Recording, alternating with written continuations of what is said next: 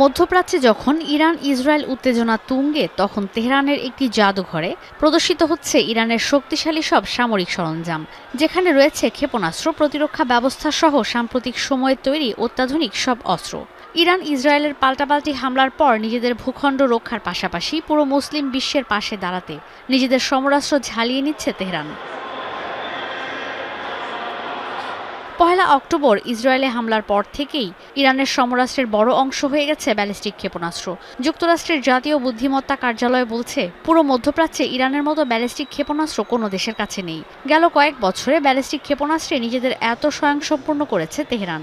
কারণ ব্যালিস্টিক ক্ষেপণাস্ত্র শত্রুপক্ষের হামলা প্রতিহত করার পাশাপাশি যে কোনো হামলার জন্য অন্য সমরাস্ত্রের তুলনায় কার্যকর।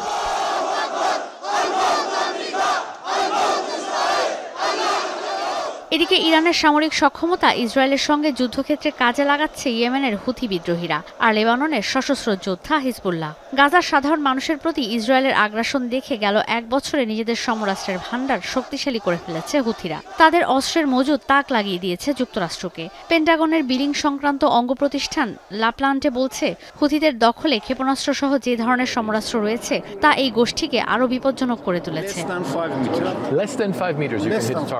শুক্রবার লেবানন আর গাজার সাধারণ মানুষের প্রতি সংহতি জানিয়ে ইয়েমেনে বিক্ষোভ করেছেন হাজার হাজার মানুষ। ইয়েমেন, লেবানন আর ফিলিস্তিনের বিশাল পতাকা হাতে তাদের একটাই দাবি, মুসলিম বিশ্বে শান্তি প্রতিষ্ঠা। ولكي نري الأعداء من نحن ومن هو الشعب اليمني وما هي قدرتنا وما هي ارتباطنا بالله.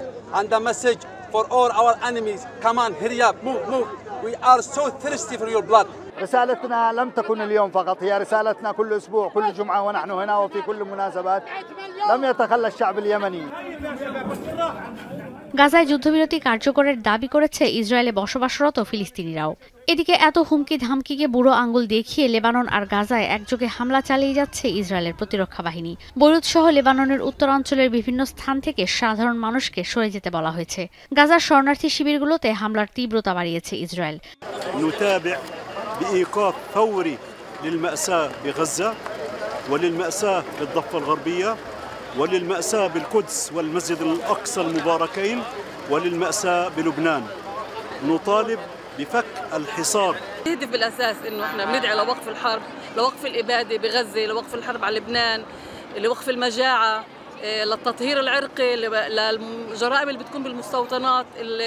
حكومة إسرائيل عم تتصرف زي الأخطبوط، بتمد أذرعها. জাতিসংঘ বলছে, গাজার উত্তরে ত্রাণ সরবরাহ সর্বনিম্ন পর্যায়ে পৌঁছেছে। ঈশিতা ব্রহ্ম, এখন বিশ্ব। মাঠের অলরাউন্ডার আমি, আর ঘরের allrounder Tylox. Tylox toilet cleaner, clean মানেই টাইলক্স।